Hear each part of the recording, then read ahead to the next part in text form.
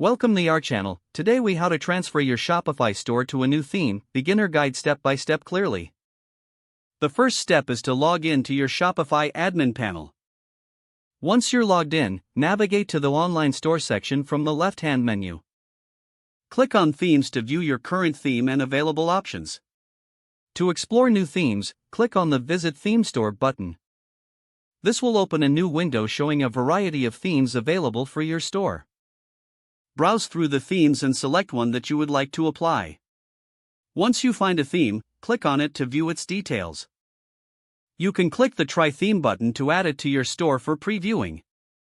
After trying the theme, click Customize to enter the theme editor.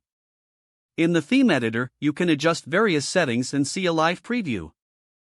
Feel free to explore different options like colors, fonts, and layouts. When you're satisfied with your customizations, click Save to apply the changes. Now, head back to the Themes section in your Shopify admin. You will see your new theme listed under More Themes.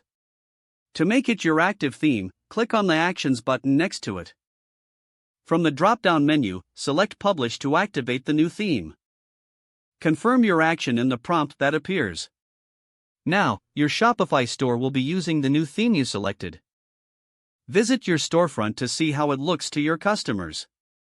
If you notice any elements that need adjustment, return to the theme editor for further customization.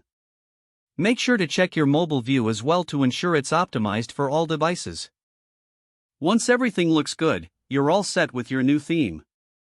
Congratulations on successfully transferring your Shopify store to a new theme.